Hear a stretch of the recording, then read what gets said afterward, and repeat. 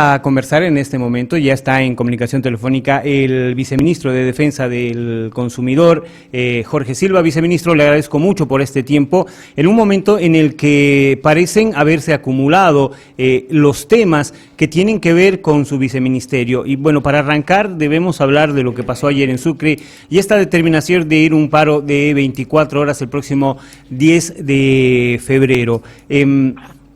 Reclaman, aseguran que la norma no especifica quiénes son los que se librarán de los decomisos por agio y especulación. ¿Qué tiene que decir el viceministerio? Han convocado un montón de reuniones, pero al parecer no va a haber ninguna si no se deroga la disposición séptima, viceministro.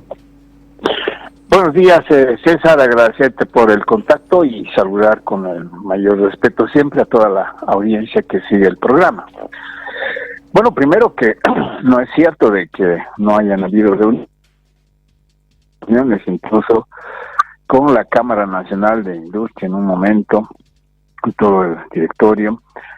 Hemos sostenido reuniones esta semana con dos confederaciones nacionales de gremiales, con dos federaciones departamentales de gremiales. Se está cursando el día de hoy invitaciones a otras instituciones del sector privado, como es la Confederación de Empresarios Privados de Bolivia, como es ANAPO, por ejemplo, o CAPO, y otras instituciones del sector productivo del país, esperando que puedan participar a estas reuniones que se está convocando. Por otra parte, se han decretado 13 cuartos intermedios con 13 organizaciones del sector gremial, las mismas que están programadas para el martes y miércoles de la siguiente semana. Es decir, que estamos avanzando. Si bien es cierto, no hay acuerdos todavía cerrados, pero el diálogo está abierto y consideramos de que en la medida que vayamos a encontrarnos entre los diferentes sectores con las autoridades correspondientes, se va a ir trabajando esta normativa que aclare, por ejemplo, que la disposición séptima no alcanza al comercio minorista y no alcanza al sector productivo legalmente establecido. Viceministro, en ese tema hablábamos con uno de los dirigentes gremiales y decía que ellos no entendían a qué se referían ustedes con el comerciante minorista, tomando en cuenta los límites que pone impuestos para saber quiénes son y quiénes son minoristas. Ellos hablaban de una venta de un poquito más de 500 bolivianos día para ser minorista, cuando venta, no ganancia, cuando esto es un margen muy bajito y prácticamente todos los gremiales entrarían ya no como comerciantes minoristas, sino como mayoristas. Bueno, eso es un tema que no está dentro del alcance de la disposición séptima, ¿no? Hay gente que tiene pues un capital de 100 bolivianos, de 200 bolivianos.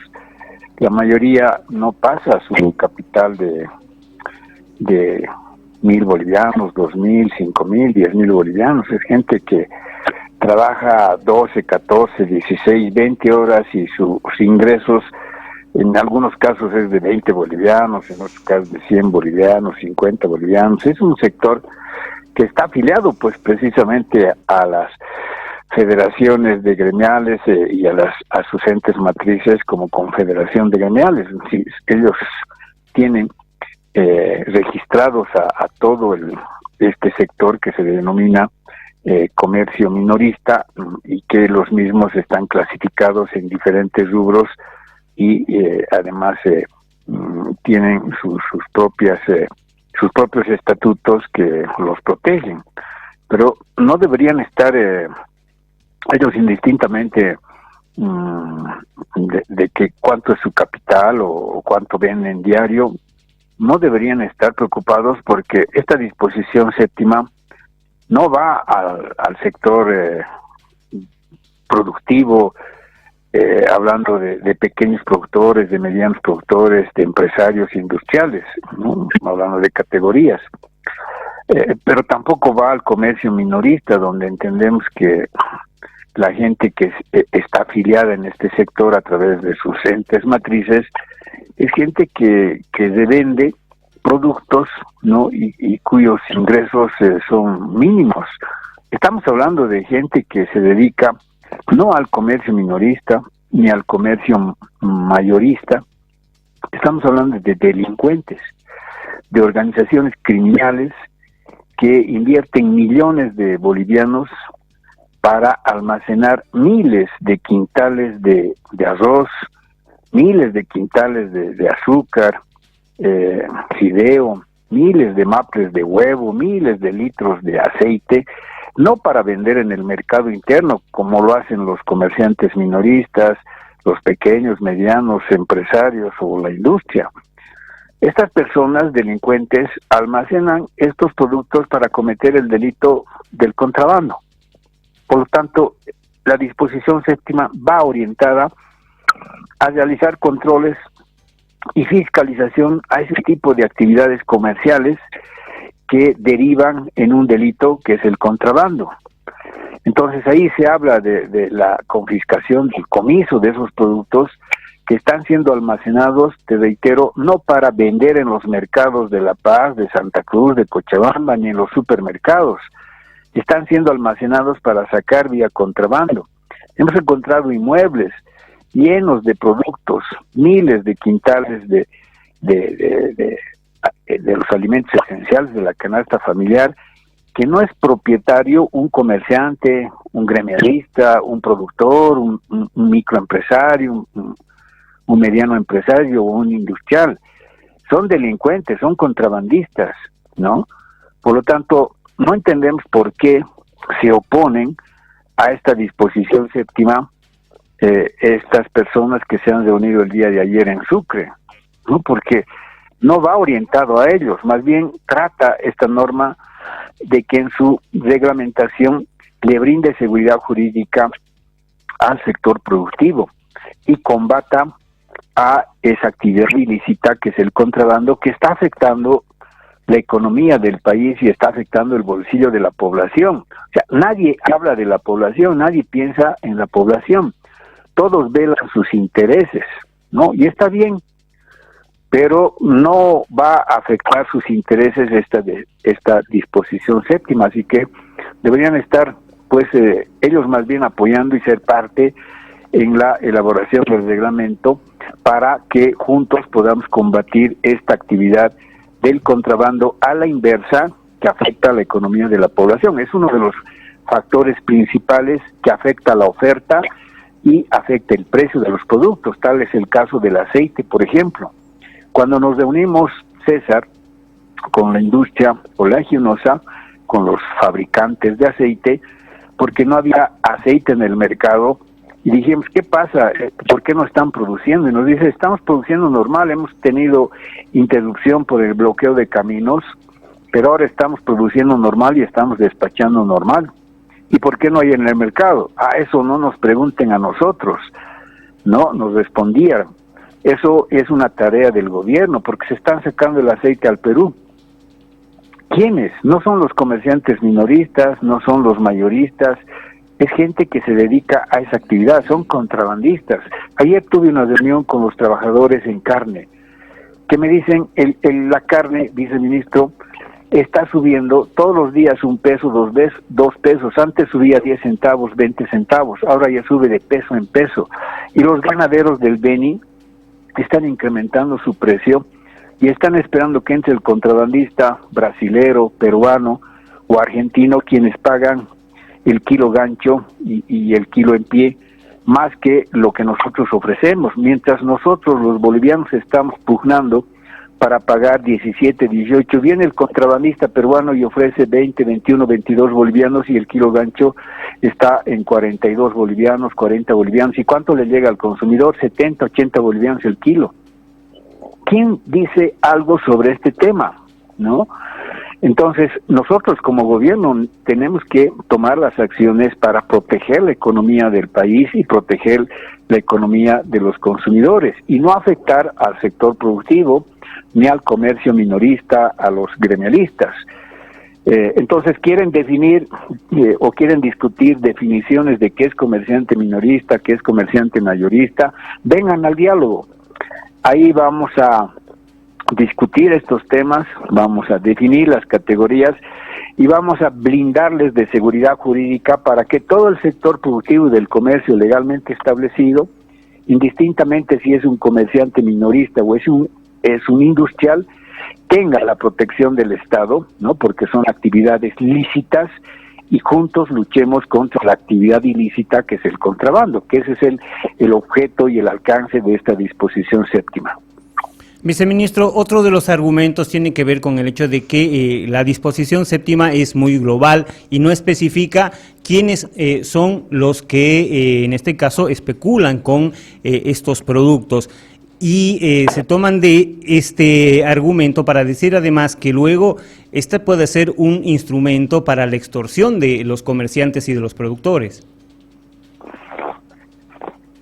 Bueno, primero que las leyes siempre son genéricas, no hay una ley específica, siempre son genéricas porque lo específico viene en el reglamento. En el reglamento tiene que estar todas estas preocupaciones que ellos señalan, que si quieren entrar a la definición que es comerciante minorista, tendrá que estar en el reglamento. Si quieren, cuáles son los alimentos esenciales, los cuales van a ser objeto de control y fiscalización, tiene que estar en el reglamento. ¿Cuál va a ser el procedimiento? ¿Qué autoridades, qué instituciones van a participar en el control y la fiscalización? Tienen que estar en el reglamento. ¿Cuál va a ser el destino del comiso de estos productos, de esa mercadería que está saliendo vía contrabando? ¿Qué se va a hacer? ¿Se va a destruir? ¿Se va a entregar a los albergues, a los asilos? ¿Se va a donar a la población? ¿Se va a vender a través de MAPA, a través de las ferias del campo a la olla? ¿Qué se va a hacer con esa producción, con esa mercadería que está saliendo vía contrabando, ¿no? Por ejemplo, etcétera. Hay varios vacíos que tienen que ser llenados en el reglamento. Por ejemplo, ¿cuál es la lista de productos esenciales que vamos a controlar? Y para eso los estamos invitando, para que juntos podamos discutir y podamos elaborar un reglamento que permita, te reitero, proteger al sector productivo, al comerciante minorista, y luchar contra esta actividad ilícita. Ahora, los gremialistas ya nos han hecho conocer una propuesta que es coincidente con las diferentes confederaciones y federaciones que nos hemos reunido, que esté textualmente escrito y señalado en un decreto supremo aclaratorio que el alcance de la disposición séptima excluye al sector del comercio minorista, excluye a la familia gremial. Por lo tanto, sí, pues se va a considerar esa propuesta para que esté en el reglamento y de esta manera el sector gremial del comercio minorista no esté intranquilo, no tenga preocupación, porque claramente se va a establecer que esta disposición séptima no va a alcanzar a la familia gremial del país.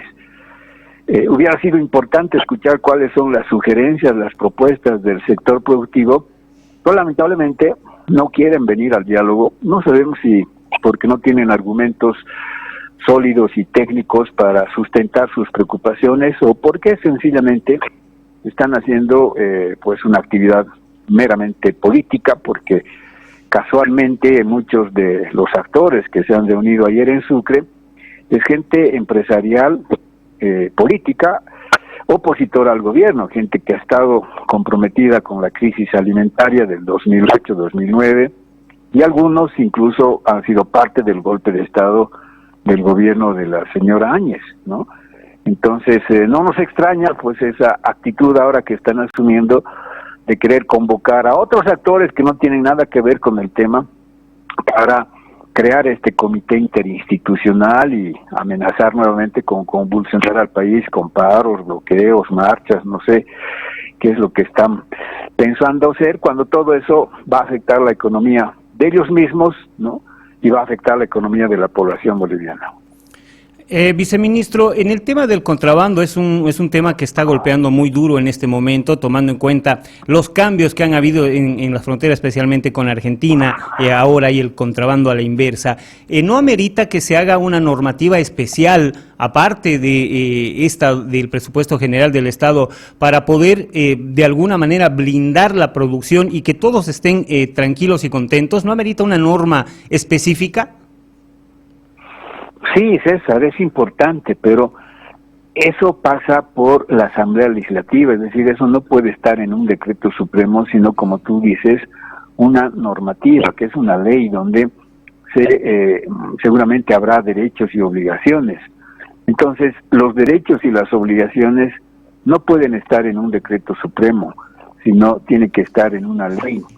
Pero lamentablemente tenemos una Asamblea Legislativa que no estos 4, ya casi 5 años, no han trabajado en función a las necesidades que tiene el país en materia legislativa, sino han estado en su propia pugna interna política y muy poco han aportado al país, no solamente por las leyes que están bloqueando los créditos, sino también por otras leyes de carácter social. Y leyes económicas, pues no hemos tenido ninguna propuesta de la Asamblea Legislativa. Sería interesante tener una norma que se adecue a la actual realidad. La mayoría de nuestras leyes que tenemos en materia económica, tributaria, etcétera, ya tienen, pues, ya son muy viejitas, son en algunos casos incluso estamos ya entrando a los 100 años de vigencia de algunas normas, ¿no? Ya del siglo pasado hay leyes de 1889, por ejemplo, que están vigentes. ¿Por qué? Porque tenemos una Asamblea Legislativa que no se adecúa a la realidad y a la necesidad legislativa de nuestro país. Pero es un tema que tú planteas, César, que sería importante debatirlo en la próxima agenda legislativa que seguramente habrá ya el 2026. No puedo dejar de preguntarle lo que pasa con BOA, viceministro, porque la gente todos los días se queja. Más allá de este evento extraordinario del pasado lunes y el incendio del motor, BOA ha mostrado ineficiencia y que ha cumplido poco con los usuarios. Desde el viceministerio, ¿qué acciones se deben tomar contra la aerolínea que en realidad todos los días tiene por lo menos una denuncia? César, ese es un tema que nos preocupa como país, ¿no? Porque es una empresa nacional. Por lo tanto, lo que tenemos que hacer es cuidar esa empresa, mejorarla, hacerla eficiente y que el servicio que brinda sea de calidad, porque es una empresa de los bolivianos. Entonces, en mi criterio, no debería haber posiciones políticas de oficialistas o opositores, sino deberíamos trabajar en el sentido de qué hacemos para resolver el problema que tiene actualmente el servicio de la empresa BOA. Y ahí pues hay que plantear una solución estructural, no parches, ¿no? Porque son los usuarios permanentemente que se ven perjudicados por el mal servicio de la empresa en cuanto a las demoras de los vuelos. Como tú lo has dicho, yo no creo que sea uno, no, son mucho más los vuelos diarios que están demorados. Uno va haciendo conejitos, como quien dice, para que el vuelo de BOA salga en el horario establecido. Normalmente aquello no ocurre y eso genera un gran perjuicio al usuario. Con la ATT, que es la institución que regula el transporte aéreo, inicia los procesos, sanciona, entiendo, millones de bolivianos que han sancionado a la empresa, pero esa no es la solución, ¿no? La pregunta es: ¿y quién restaura los derechos de los usuarios que han sido vulnerados? No es la ATT. La ATT va a recoger el reclamo del usuario, va a iniciar el proceso y va a sancionar a la empresa. Pero el usuario que ha perdido 2 horas, 4 horas, y con esas 2 o 4 horas ha perdido la oportunidad de una cita médica o de una cita laboral o de alguna urgencia que tenía que realizar, o ha perdido la conexión de otro transporte con otro departamento, otro país, ¿quién le recompensa ese daño que le están ocasionando al usuario? No hay. Ese usuario protesta, reclama con todo el derecho. Yo normalmente estoy viajando porque esta actividad de defensa del consumidor nos compromete a estar en diferentes lugares. Y cada que voy al aeropuerto voy pues persinándome para que salga en hora y no tenga reclamos de los usuarios que me conocen y me reclaman a mí. Porque me dicen ustedes defensa del consumidor, del usuario, y esta empresa está vulnerando nuestros derechos. Es pues un sector que está regulado por la ATT, pero lógicamente eso la población no entiende. Entonces yo hago eco, César, de ese reclamo, de esa protesta, de esa bronca de los usuarios que se ven perjudicados por el mal servicio de BOA, y ojalá que las autoridades que regulan y controlan ese servicio puedan tomar las medidas estructurales que actualmente ya necesita la demanda que tenemos de transporte aéreo. Yo no sé si actualmente BOA tiene la capacidad suficiente para atender la demanda de pasajes aéreos, porque todos los vuelos siempre están llenos y todos los vuelos siempre casi están demorados. Quizás ahí habría que ver la incorporación de una nueva flota de aeronaves que atienda la demanda que tenemos en el país, ¿no? Aeronaves que estén en mejores condiciones que las que actualmente tenemos, o sea necesaria, no sé, alguna invitación a alguna otra empresa que ayude a atender la demanda de transporte aéreo que tenemos en el país. Pero se tiene que ver este tema de una manera estructural. Ojalá que no se lo utilice como un tema político, porque eso siempre distrae la atención y siempre pues dificulta una solución objetiva, concreta y oportuna al problema. Viceministro, yo le agradezco muchísimo por este tiempo que nos ha brindado. Hay muchos temas para conversar, pero seguramente más adelante tendremos la oportunidad de hacerlo. Le agradezco mucho, viceministro. A ti, César, un fuerte abrazo, muchas gracias por el contacto y nuevamente enviar un saludo respetuoso a toda tu audiencia.